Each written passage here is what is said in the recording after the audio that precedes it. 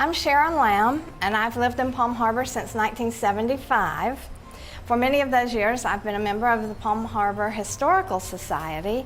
One of their very important projects is interviewing some of our longtime residents, to preserve, record, and preserve some of their memories and impressions of Palm Harbor.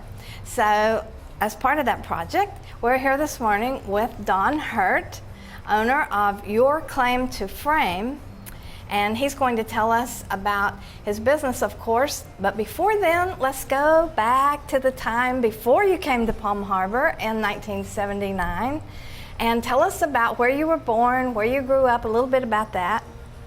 Well, like everybody that's in Florida, we all came from someplace up north. My place up north is the state of Arkansas. I was born and raised in a town called Marianna, spelled the very same way as Marianna, Florida. And I was born and raised out in rural Arkansas, in this small town, the great time of the 50s and 60s. It was a great time to be living in a small town. Everybody knew everybody. It was a very safe place to live. Graduated high school there, went to Arkansas State University, where I got a degree in biology. After that, my father said, come join me in this farming operation, and I was there for 9 years. At that point, I realized I really didn't want to live in that part of America, and I had, like everybody else, vacation in Florida, right here in this area, Clearwater Beach. Can clearly remember coming down 19 through the orange groves, and there was a bank, a one-story bank sitting there. Like most people, we came down here on vacation, and you fell in love with the place and thought, geez, I think I'd like to live here. I was unhappy living in that part of America, the part of America I was raised in and that sort of thing, and we dreamed of living in Florida. Always wanted to, like everybody else. And so we took that big chance and we came down to Tampa. I had friends that lived in Tampa. They showed me businesses around the area, and I looked into many different things. And ironically, at one time, it was pointed out to me a picture framing franchise called Frame Factory. Never dreamed I'd ever do that. But I'd had a small bout with cancer, and the idea of kind of a life-changing situation said, if anything happened to me, I wanted my wife and kids to be able to move on. So it was a mom and pop business, just right for a couple like myself. And we bought into that franchise in June of 1979. We opened in the Highland Lake Shopping Plaza. We were really going to be in North Tampa, but it was pointed out the Palm Harbor area. Actually, it wasn't Palm Harbor area at all that was attractive. It was the countryside area. They had a big mall. Yes. They all shopped there. They had a big mall there, and they said, why don't you come look at that? We looked at that. We also ran over to Brandon. Brandon was that farm community that we had just moved from. The decision was easy. We're coming to countryside. As we looked for space to put the business in, we kept moving north.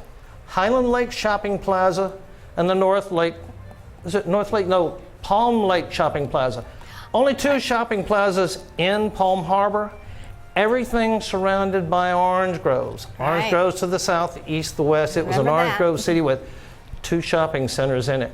Publix had opened up. It was a great anchor. All the people that lived north and south of Palm Harbor came there, as well as everybody in East Lake. Yes. We met the East Lakers, and it was Highland Lakes, East Lake, West Lake Village, Petty Ann Anchors were the people that were coming to a picture frame shop of all places. This was a custom, but it was also a do-it-yourself shop.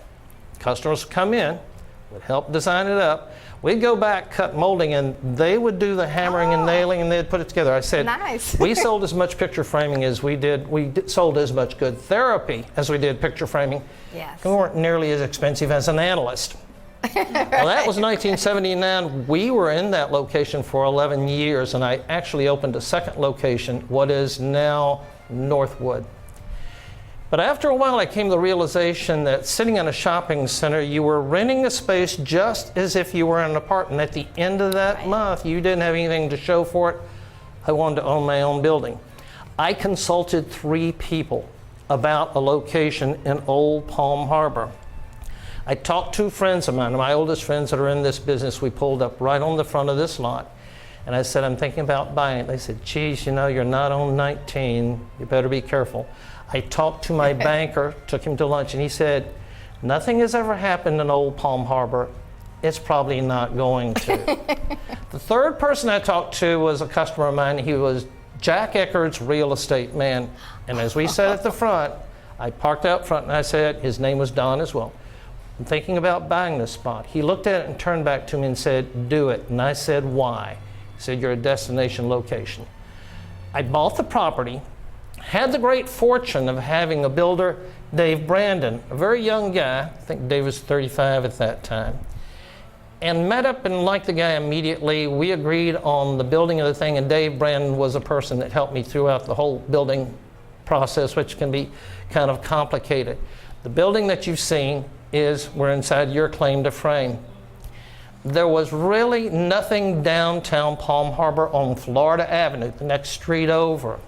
But it was good fortune because now I was visible and I was shocked at how busy Nebraska was. Mm-hmm. Long before County Road 1 that takes you out to Palm Harbor University High, right, which we had no idea would ever be there, right, came through. Sitting here for, now I've been 23 years here. Let's go back to when it was just built, because I was the only person kind of sitting here. The street behind us, as I mentioned, Florida Avenue, had the bank on it. Yes, it was a bank called the bank. And across the street was a little restaurant called Annie's Kitchen. Mm-hmm. A few spotty little merchants, a true handful of us would get together, and we decided to form the Palm Harbor Merchants Association. We were a small group, and all our dreams were to get people in the streets of Palm Harbor so they could see us, so we become very rich people. Yes. Well, that dream was all we ever cared to do, and we struggled with it. And there was an awful lot of people that came and went in that Merchants Association that worked very diligently to do it. Now, I talked about the guy that helped me build this place, Dave Brandon. Dave was the president of the Palm Harbor Chamber at the time. Yes, okay. After getting this thing built, Dave Brandon came to me and said, Alan, I'd like for you to go on the board of directors, and I've never been on anyone's board of directors before, but I accepted it, and I found myself on board with a group of movers and shakers for this area, and that was the beginning of something very, very special for me personally, but it also helped the business. But on a personal level, at that point, I met more people and came into more contact with people that I'd never dreamed. But it really worked because we got enthusiastic about putting on parties. Because when you do the Palm Harbor Art Show, yes, you're putting on a big party. And when you do business showcases, that's what that's about. And I got caught up in it and enjoyed it so much. I did a lot of that and met more and more people. Even people in the chambers in Tarpon Springs, yes, Dunedin, the Oldsmar area, we were right, getting very much connected. It was a very vibrant time. This was pre-recession. And so the community was really buzzing. And what was really happening for this area, everybody up north was starting to move to Florida. The growth in Florida, the growth in Palm Harbor was becoming significant. And this would have been the mid-'80s, moving into the late '80s. The growth was really there.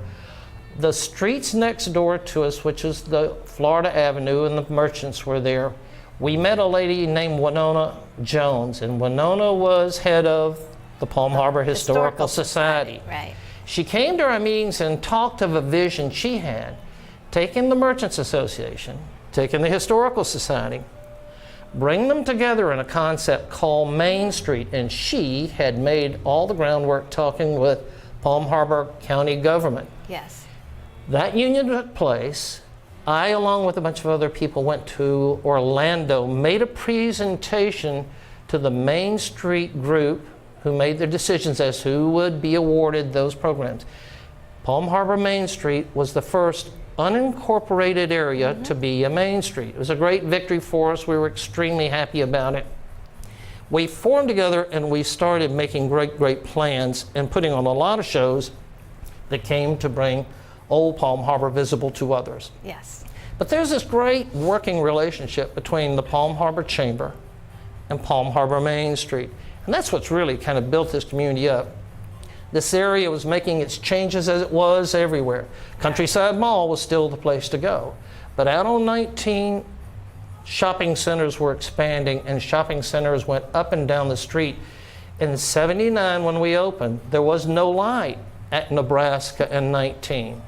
There were a few fatalities in that area, and it changed, and the streets grew to what we know today. But at that point, 2 lanes going north, 2 lanes going south, and you held your breath when you went through some intersections. Yes. Major intersections now were just crossroads. The place was filled with orange groves. Yes. And in the orange growing season, the perfume of orange blossoms permeated the area. You could smell orange blossoms everywhere. Orange trees came down, houses, developments went in. Right. Beautiful retention ponds, which we see and we call lakes with fountains in them, took their places. Landscape rolling hills were revealed to us, nice homes built in, and shopping centers coming out of the ground, and businesses coming to 19 on Palm Harbor. Yes. This area is growing and melting together. Palm Harbor is melting together with Tarpon Springs. It's doing the same thing we are. What really took us there, though, was the growth that all of us made coming down. The things that were interesting here was the energy that came to this area, because the Palm Harbor Chamber bought a building just 1 block away from where I am now, and that became our headquarters there. And then we had Main Street. These things worked together very nicely. I actually was blessed by being in touch with so many movers and shakers in all of the communities that are around us.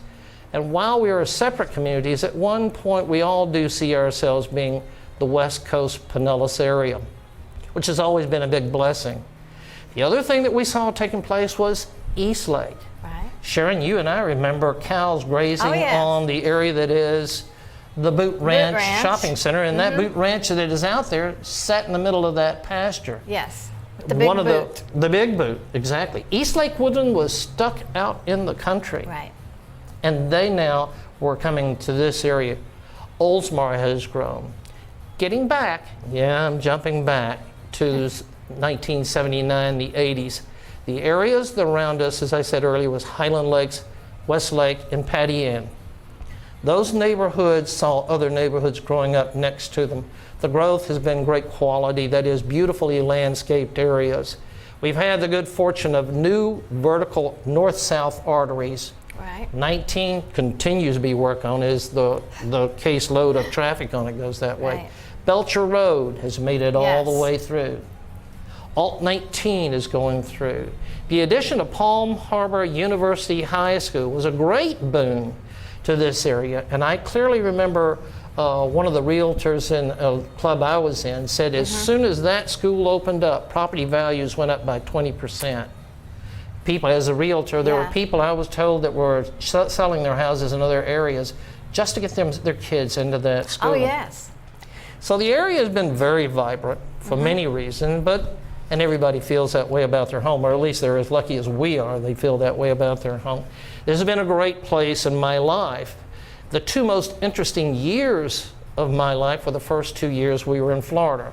We were fulfilling a dream we had when we lived someplace away and afraid to make that move. We thought we were real pioneers, but after I opened up and got into retail, I recognized just about everybody that has come through my door did the very same thing. Right. Came from somewhere else. They left security wherever it was up there. Yeah. Motivated to get down to sandy beaches, the Gulf, and palm trees, and nice weather. Right. And we've all come here from someplace else, so we share that bond. And what's really interesting, as far as I am concerned, there's a great variety of backgrounds. Yes. And in my business, this framing business, I find a lot of people coming in that have been around the world in many, many places, and they all bring with them their history too. And it all gets shared, which makes for a very interesting sort of day, week, year, which is what I guess Florida is. Right. We're a mixing pot of many, many places. Yes, that's true, especially here. Yeah, for sure. But this area has been very good to me. I think the people you're talking to, we've all got history. We've seen the many changes in roads and highways, neighborhoods popping up, which mean new people coming to the area. The business of framing. How on earth do you get into picture framing when you had a background in biology and you were a farmer? Never dreamed. No kid says, when I grow up, I want to be a picture framer. And I never dreamed I would. It was a franchise. It was a need we had. And we were trained by a franchise, and that business went under. We changed our name to Your Claim to Fame and kept doing what we've always done. Enjoyed it tremendously. Like every business, computers, technology has been a plus to us, as it has to everyone. And even in this little business, we do things with computers. We never dreamed we would have a computer in a shop, but we do it, and it lets us do things we couldn't even imagine we could do. So that's basically where I came from, what I have seen. I think you've been here a little longer than I have, but the changes in the space we have lived in have been significant. Yes. I've talked to the natives that are here, and they used to say, this was a beautiful place till all you folks came down. We never locked anything up. And my response to them, and I said, and it all grew. And they said, yes, traffic and everything. I said, I understand. I came from a wonderful little town. It's a great place to grow up and live in. But the difference there is everybody moved away, and the little town kind of fell in on itself. We have good memories of those spaces as they do. But we live in one of the most beautiful areas, I think, in the nation. Right. Lucky enough to be here. Burn in the back side of the thing. Don, tell us about, I understand one term you served as Honorary Mayor of Palm Harbor. Indeed I did. In fact, the chamber said we weren't going to do that anymore. And this is an interesting period in my life, and I decided, you know, I really needed something to kind of pick something fun to do and to kind of get into things. So I talked with Connie Davis. Yes. And I said, I think we need to do this. We need to bring back the honorary mayor, and I want to run for honorary mayor. And she said, well, okay, we'll do it. And the way you win honorary mayor is you get every vote. Every dollar is a vote. Boy, I tell you, I didn't know I had as many friends as I did. But I did run for honorary mayor, and in doing so, I won. And and I decided I want to put a different kind of signature to the mayor. And so I came up with a concept, and it had to do with this hat, and it had a great deal to do with a Southern accent. Because, well, I'm from the South, and we know from the South comes the greatest evangelist of all. And so I would be in a meeting, I think you've been there, and we'd be in a meeting, and we would be talking very positive about the place we call Palm Harbor, and our great love for it, and if you agreed to it. Could I get a hallelujah? Hallelujah. That's what I'm talking about, brothers and sisters. Could I get an amen? Amen. And there we go. And it was great enthusiasm. I had no idea that all the magic existed in a hat, because when you take the hat off, it just kind of goes away. That's right, like a snowman. But you know, the strange thing is, I have been asked to do this every once in a while, and I don't know, could it be done again, but strangely enough, if you got the right prop, you can get right back there again. You know, it's like Southern fried chicken. You just kind of like it, and you get in there, and there you are. But, you know, as a result of that chamber thing and this little bit of lunacy, it was a great kickoff, and I had a great time with it. I think some others said, must have to, because I get called on to do it. The other honors, though, that I was lucky enough, as you were, to be Palm Harbor's mid-size Business of the Year in 2000 something or other, and the greatest, the most flattering thing is to be Citizen of the Year. Yes. You know, I tell you, you pay people off, you get these things. That's right. And this today is quite an honor. I was sitting and having a cold adult beverage with some friends last night, and said I was going to be doing this. I very surprised and flattered that I've been asked to do it, because I don't think of myself as being here that long. Pretty long. The 35 years is not necessarily a kid's age, so I guess I may have earned my way there. I think so. It's a great place. I consider myself blessed. The strange thing about life is it stretches on. A friend of mine said it's like a roll of toilet paper. The closer you get to the end of it, the faster it goes. And truly, life has been that way, but it's been such a pleasant ride, and I consider myself extremely lucky to have found my piece of paradise here. And my beloved 92-year-old mother now lives here, and she says to me, do you ever want to go home? And I said, well, I am home. This is where I'll be when my days come to an end, because I don't know that I could ever find anything better than this. It's been a great pleasure to be here. It continues to be, though, a great pleasure to be here. I can't see myself going anywhere else. I'm greatly fortunate, good health, but a business that I've enjoyed doing and doing it in a community where I know people. The most flattering thing, I can be out with friends and they say, gee, you seem to know everybody. And I realize when it's said, I know a lot of people, and the reason I do is because the involvement in Chamber, Yes. Main Street, and being in retail, you get to meet people and that sort of thing. So this is a big little town with a great number of people that know each other and enjoy living in this space. Let's talk about the picture framing business, as it's my kind of plug into this thing that's been so much fun doing. And I got to tell you, I'll go back to a phrase you heard me say earlier. We sell as much good therapy as we do picture framing. What happens, only 5% of the American population has come into a custom frame shop. What happens when you come into a custom frame shop? You wait on with someone like myself. There are several things that are done. The mats are being chosen, and the frame is too. The question is, well, what's that going to look like when it's all done? Because we don't get to see this until after the magic is done. The beauty with computers and technology is we now can take a photograph, lay it on the table, take several mats, and I'm just talking about corner samples and corner samples of molding, and project it all onto a screen and show you what it looks like before it is actually done. So there's that look into the future now that technology comes in, and it also gives us a chance to do what we've never done before, and that is know who our customer is, what they bought. If we did something for you 5 years ago, in fact I had a customer who framed up his two diplomas a year ago. He came back in and said, I want you to do the same thing over again.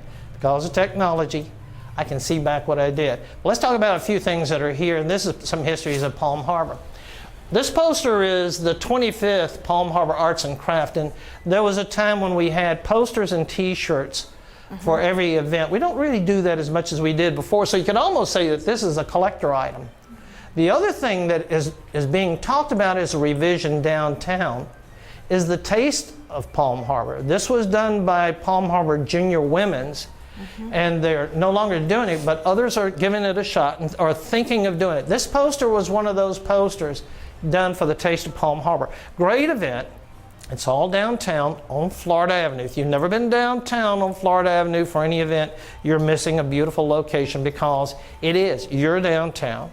It is that folksy area you left. It's small town, and the streets fill up with vendors. There's music, there's lighting, there's all the things that you had back home. In fact, when Main Street was in place, downtown Palm Harbor had no gutters, had no electric lights, none of the sidewalks were really in place. It was almost a frontier town. Main Street, in conjunction with with Pinellas County government, and Main Street went in and designed the streets, the intersections. There are 3 intersections, I think there are 4 intersections in the area. They have bricks in those intersections. Those bricks and the bricks that line the sidewalk in downtown Palm Harbor are the bricks that came from the college that sat at the top of the hill. Yes, there was a college that sat at the top of the hill, and it burned. I don't remember the year, but it burned in those bricks, and that college went to Lakeland, Southern College, I believe it is. But the bricks remained. I want to go back to a very important person, Miss Jones, Miss Winona Jones, who asked the county to conserve those bricks. Those bricks are in Palm Harbor again, and they are in the intersections of this thing. So they're back where they belong. The sidewalks are lined. Sidewalks, gutters, underground electricity that we didn't have. Yeah, everybody else has had it a long time, but now we have it. The other thing Palm Harbor has, which is really unique, and if you haven't seen it, you need to go there.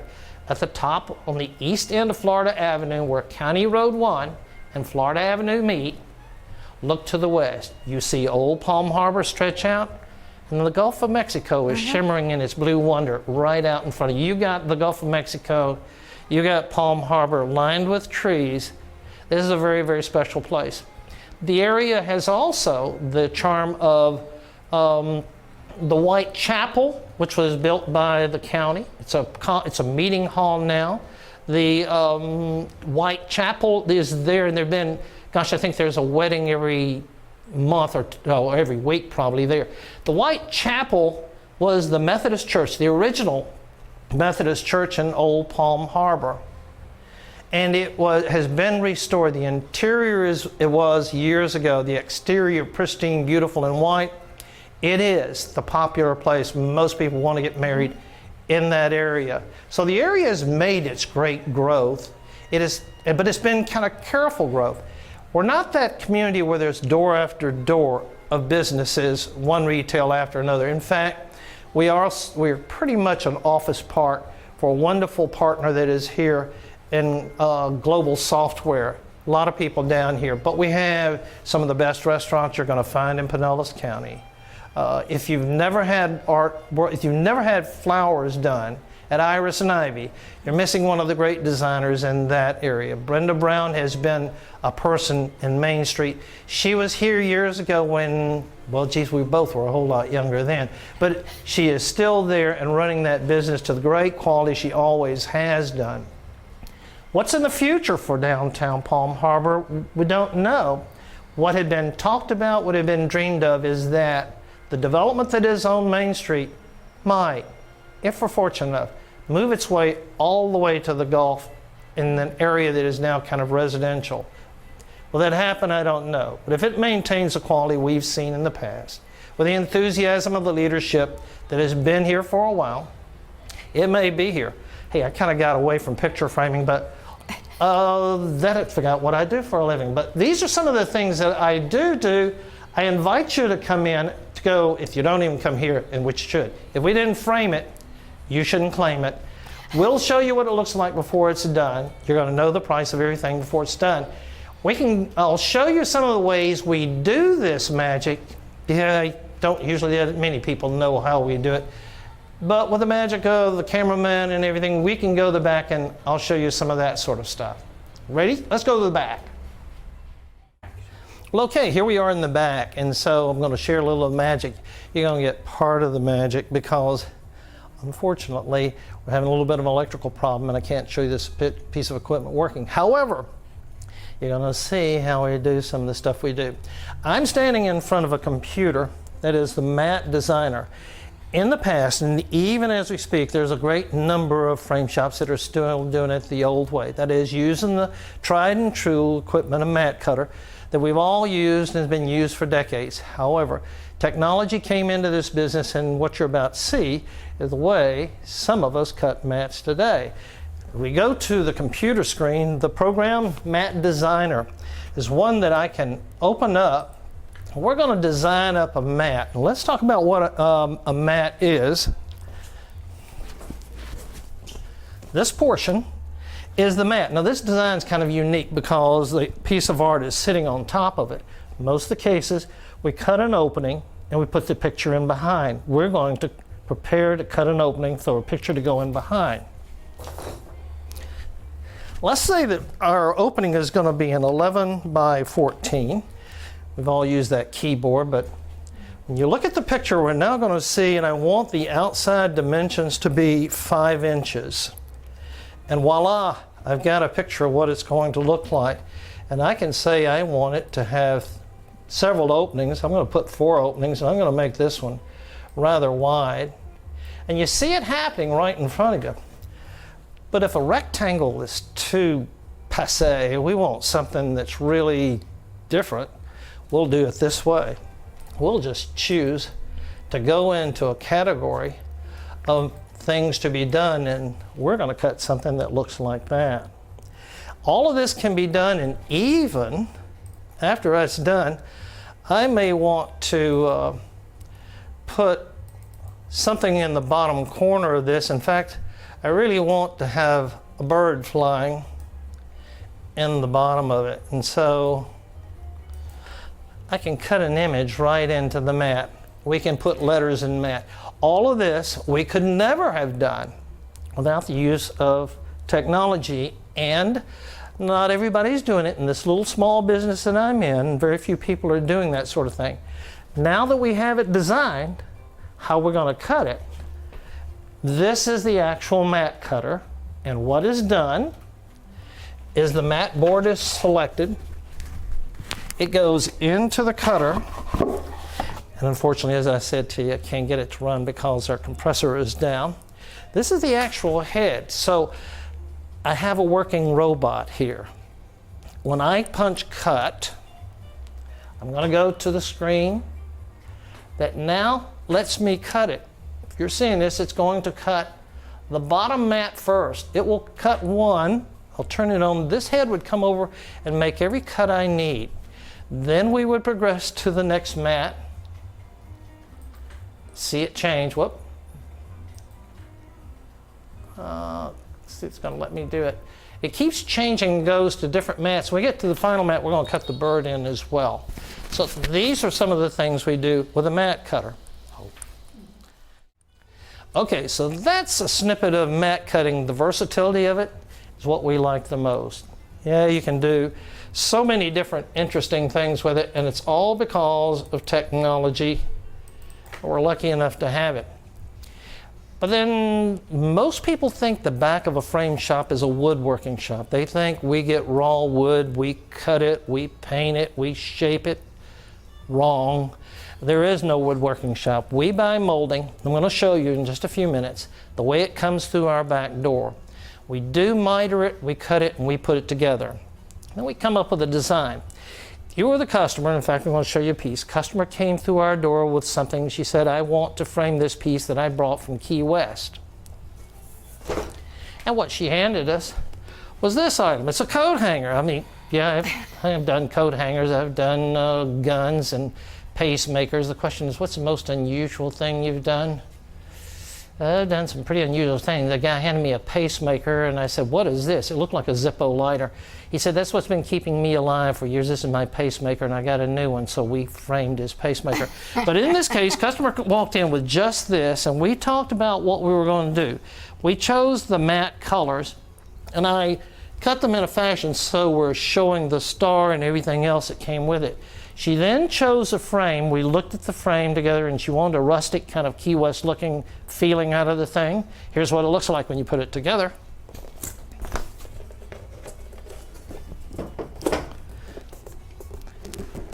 Something like that. This is a shadow box. Glass isn't touching it. It's away from it. So this is just one of many designs. Now, there's another thing that people come through and they say, I don't want the frame and the mat to take away from the piece of art. The one mistake most people make is they take a small mat and they put it around a piece and they put a small frame on it so it won't take away. And that's exactly what they end up doing. They end up taking away from the possibilities that are there. Out front are one piece of art. It's the same piece of art framed many different ways with different frames on it. You can see the differences that a frame makes on it. Well, this is just one of those designs. I actually cut the frame, cut the mats. I cut these mats on that machine, and then we sewed it down, this particular piece of memorabilia going on top to create this shadow box. We're going to take a move over to the chopper. This is where I cut the molding. Going to cut some molding for you so you can see how that is done. Be right back. Okay, picture frames are pieces of wood, obviously, and this is one of those pieces of wood. What I'm about to do is miter the corner, cut it at a 45 degree. Being a farm boy, we use miter boxes and that sort of thing. It was back then, it's not now. When I came into the business, I was thinking we'd be using saws. What you see before you is called a Morso chopper. It's the industry standard. It's made in Denmark. Virtually, 2 oversized razor blades. Take a finger off in no time. Fortunately, I've got all mine. However, it is razor sharp, and that's why we get these nice, clean cuts. What we're about to do is cut a customer's frame. Remember I said people think we're a woodworking shop? We're not. This is the way picture framers buy molding. It comes with its unique finish to it. It comes in a long stick, and we cut it down to what it needs to be. Using the Morso chopper, I'm going to cut 2 long sticks, then 2 short sticks. Put them together to make an L, a long and a short. We do 2 of those. Frame comes together. So I bring the long stick gets cut first. Make a mistake and turn a long stick into a short one. This order is telling me that I need to do this 15.5 inches. On this bed is engraved the inches and all the increments I need. An 8 by 10 frame is not cut 8 by 10. It's cut 8 1/8 by 10 1/8. So I'm looking at a stick that needs to be 15.5. I'm going to cut it 15.5 plus the 1/8 inches. Embedded in this thing is that yardstick, if you will, and it's got grooves. I've got 15.5. I move over 1/8 of an inch, and it comes to the portion we call the rabbit. There are no 2 ears, there's no 2 fluffy tails. The rabbit is the inside of the frame. So I'm going to cut 2 of those sticks. But sitting alongside, you're picking this up on the camera, are the risers, and they come in to support the lip of the frame so it doesn't break off as the chopper goes through. This is a hand and foot coordination. Can't chew gum and do this, you're having problems. So I'm going to make one bite out of this. The razor blade's cut through. My right hand moves a lever that pushes the blade back, and it comes back in to take another bite. The bite is made by me stepping on the pedal. And if you get the rhythm right, you now come up with the proper stick. First thing we do, as I said, cut the long one first, measure it, make sure you've done it right. Unfortunately, that one's good enough to cut another one just like it. Everything's sitting in place. Let's cut a second one.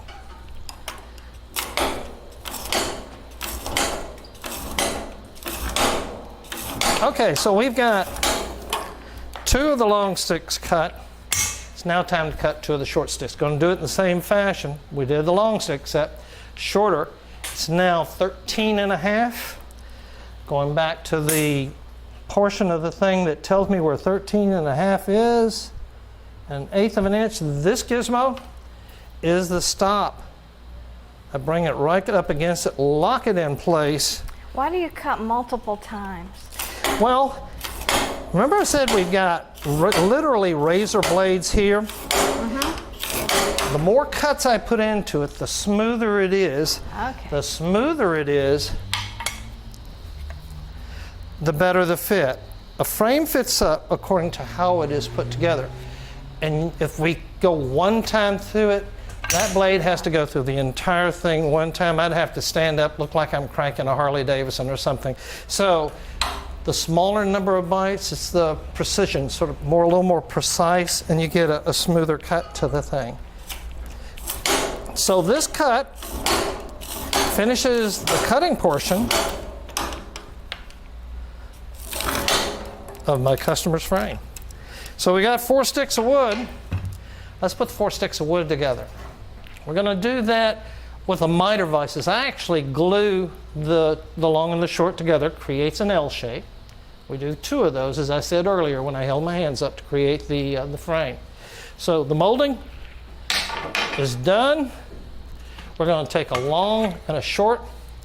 And sitting here with me on the top of this desk are a bunch of miter vices. They are already set to take on a 45-degree angle. I'll put the long stick, I always do the long stick in the right side, just to make sure we're being consistent. Move this rule out of the way. Short stick comes into the other side, and it must fit flat in the bottom. And the other thing you're looking at, this corner has to get just right. And so what we're going to do, we're going to look at the outside edge, and I get those things to come together just right. And this is a case where your fingers do the looking for you. The older you get, the poorer the eyes, but the fingers can still tell whether it's right or wrong. My fingers are saying, pinch it just one more time. Once it's in place, once we know that fits, we're going to take one stick off, put glue in it, put it right back in place, and we're going to let that glue sit up for about 5 minutes. We'll do both of these together, 2 L shapes, just like I said before, and then we will join them. That is to say, we're going to drive a V nail into the bottom of it. Down the road, the black piece sticking up there is a machine. When it came to us in '81, we thought it was the cat's meow because it presses the V nails into the bottom of it, compression sort of thing. And we used to, literally, drill into the side of the frame, take a little nail, hammer it in, reset it, and then we'd putty over the nail holes. We don't have nail holes when we do that. So we're going to take a break, and I'm going to move down to the next piece. Don, you've told us how much you enjoy living here in this area and all the things that come with living here. I have to say that everyone who knows you enjoys knowing you. You're such a character. You're so much fun. And I would like to ask one last question. What would you like your legacy to be in Palm Harbor? Well, geez, I guess that's an interesting question. I never ever thought about my legacy. I just Most people plan haven't. on living forever. Yeah. But if that doesn't happen, then I guess it's a matter of saying what we did here was as good therapy. People love, I like it. Everybody wants to please their customer. And when they say they just love it, that really makes us happy. I've always said, whatever makes you happy makes us happy. And that's the bottom line of this thing.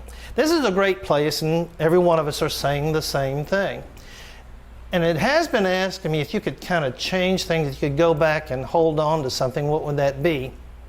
The beauty of the variety of people and the people that are here is just that, variety. But I'd love to be able to get to an intersection and I have to go to 3 lights to get home or get to where I want to go. I'm impatient enough. The crowd is thicker than in my dreams it was going to be. So that would be the only change if I could go back and have something back again. Less traffic. Less traffic. Pinellas County is doing their best to get the roads through, so there is less of that. I've always kind of seen myself as the yellow building sitting on this corner. I've always enjoyed that when people come in and say, I love what you did to this old building. And I say, well, the old building has been this all the time. You ask a question that's kind of hard for me to come up with a good answer. I guess just being remembered as someone who was involved in the community. I'll tell you, my inspiration came when I was a kid. Back in that little town in Arkansas, it was a dimly lit room. It was the Miss Mariana pageant. And it was put on by the Lions Club. A small town, the Lions Club, the Rotary Club started Little League. They did everything. They did the Miss Mariana pageant. And there was a gentleman standing on stage. Bo Curtis was a person everybody knew in our little town. And he emceed this thing. And I had to have been probably 12 or 13 years old. And I looked at this man and I thought, I would like to be able to be like Bo Curtis, have the courage to stand up in front of people and talk and be recognized as someone in his community that was making a contribution to that community. And so my inspiration came from that man. He never knew it, I hadn't talked about it much, but I always think back, even today, to that person I saw standing on the stage and I said, that's who I'd kind of like to be. What I recognize is I enjoy putting on a party, and that is really what you're doing in the chamber. You're planning for a party, and you're planning for an event where people are coming together and having fun. And most people like to put on a party. Yes, and people like to go to a party. They like to go to a party, for sure. Well, I'd say you've fulfilled that ambition very well. Don, thank you so much. We've really enjoyed talking with you today, and the best of luck in the future. A very flattering situation to be asked to do this. Thank you for being here.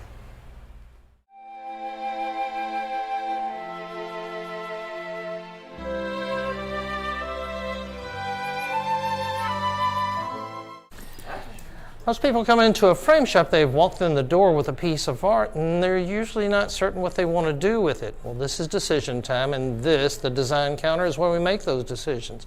We'll work here at the design counter because we've got a mirror over the top of the table, and that mirror is going to be your view into the future. So when you look into the mirror, you're actually seeing the piece vertically at a distance away we normally see things.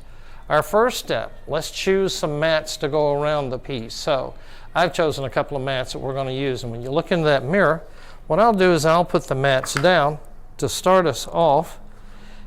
And when one looks into the mirror, instead of looking at the mats, I encourage you to look where my hand is, because I'm going to do that. And when I do, the mats are around it. We've got one corner of this matted out already.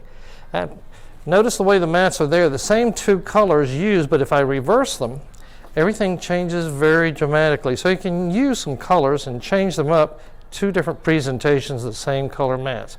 But let's make an assumption. Let's assume this is our order in which we want the mats to come down. Now it's time to choose the frame. It can be kind of confusing. Let's do it like the optometrist does. Here's one frame I put on, and again, I encourage you to look where my hand is because I cover a corner, and one corner, this is done. The question is, do you like the brown one more or less than you like the gold one? Decision's sometimes really kind of hard to come to at this point, so there's another step for us to go to. What we're going to do is we're going to move to the left, and I'm going to put all of this together using technology. It's going to go, mat's going to go all the way around, frame is going to all go all the way around, and you're going to see it on the TV, and you'll see 7 presentations of it.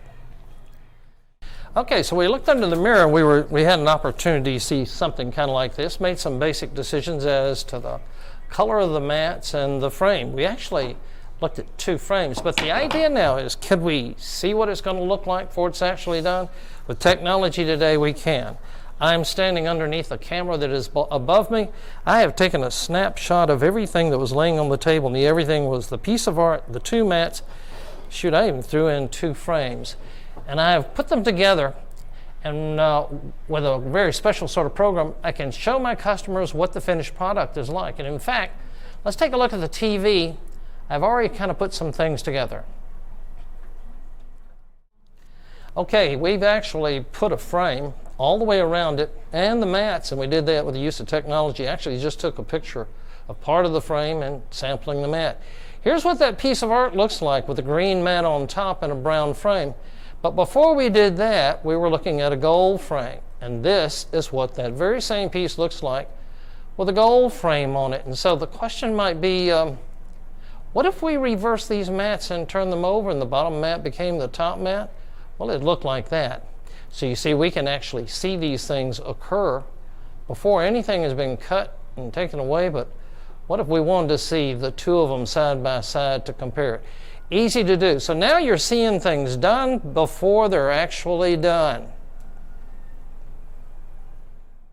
Something everybody is afraid of when they come into frame is that they're going to choose a frame that's going to overpower the piece of art they have. And you see, this piece of art's really quite small, and my goodness, why would you want to put a frame that big around it? If I suggested this, you'd probably want to run for the door. But let's take a look at what it would look like if it were used.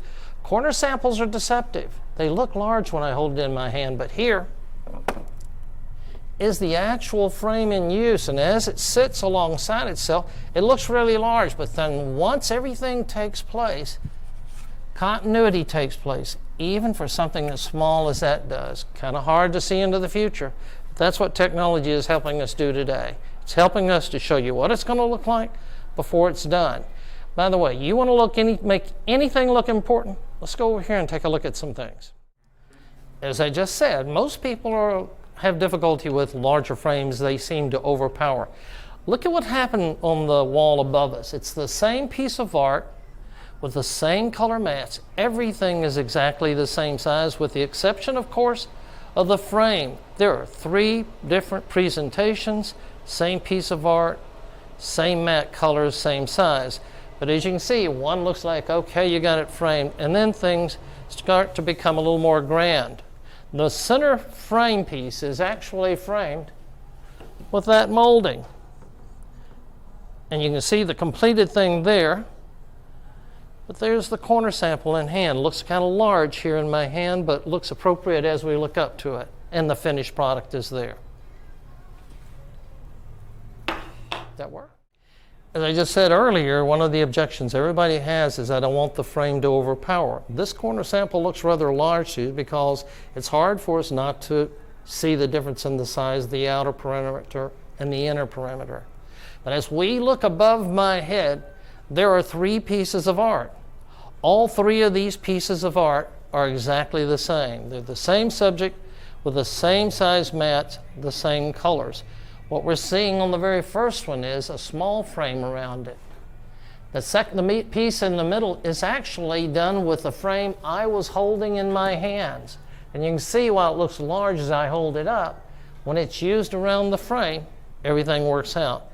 To the far right is the 3rd piece, a larger frame.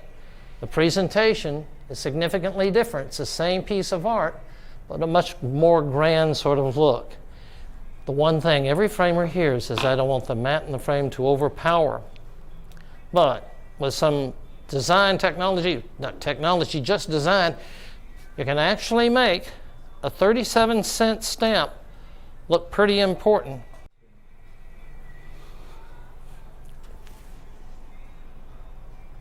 Just doing stills. Okay, we're going to cut a mat. Mats are done a different way nowadays. At least they're done a different way here at Your Claim to Frame, as we're using and have been using for a long time, a computerized mat cutter. What you see on the screen that's in front of me is a screen that's telling me what the size of this opening is going to be, and I'm going to make it a small one.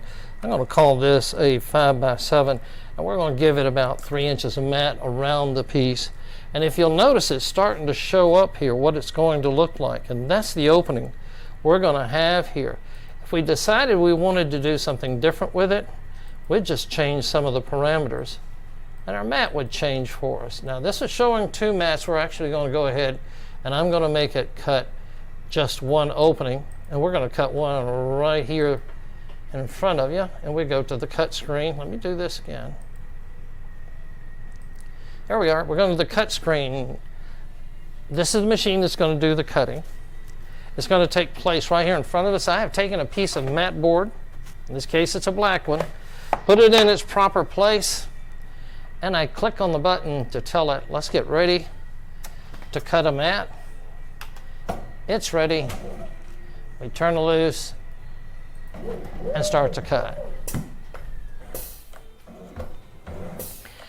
This gives us a chance to do some very precise cutting. We can cut different pieces of art right into the frame. Let's say that we're doing something that has an interest with dogs. I can actually pick and choose some cut art and cut that into the mat.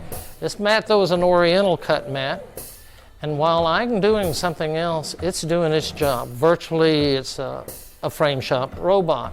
It's just finished cutting that fancy opening. Now it's going to go and cut the outside dimension.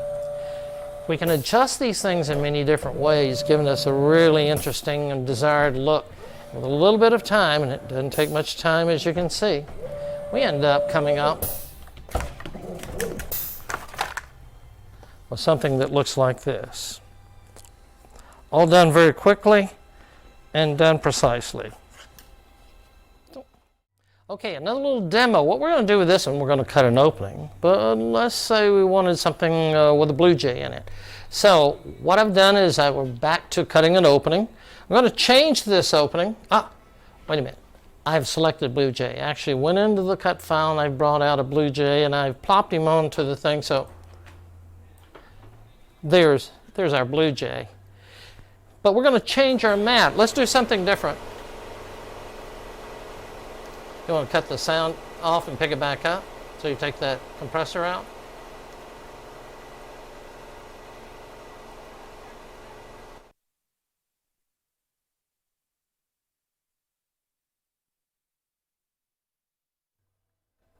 That's better. Not that high. That's too high. Cut 2 mats. I've actually changed the opening. And I brought in the blue jay. So we're going to cut 2 mats, and we're going to see the blue jay on the top mat. So let's cut the very first mat. As you can see, this is about what we're about to do. It's giving us an indication showing what the process is going to be looking like. And here we go. The machine is taking its time to cut out the very first opening. And don't forget, the picture of the blue jay, or the imprint of the blue jay, is going to be on the top one. So the bottom one is actually going to be the color of our blue jay, and we selected blue, appropriate color for a blue jay. I think we did here. So our bottom mat, let's see, yep. Our bottom mat is where our blue jay is going to show up. So here's the first opening. And now it's time to come in, cut the other mat. It's going to go right on top of this. Remember, it's a double mat. And this is the one, here we go.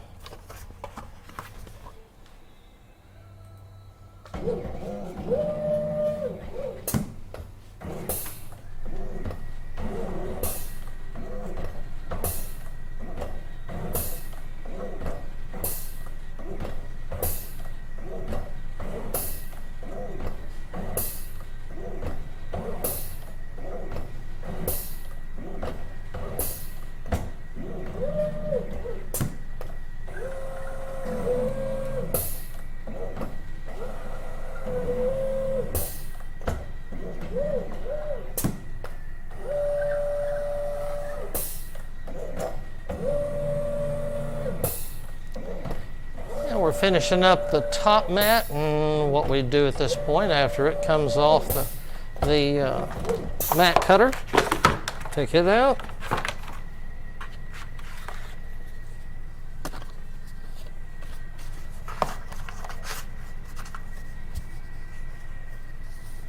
Double mat with a blue jay in it. Appropriate color for a bird, a blue jay. So that's mat cutting, and a little bit of advance, quite a bit of advance, because only with this machine could we do something kind of like this. But use your imagination. You're restricted only by your imagination, because this is all about design. And our goal is to give you something very, very different. That's it from down.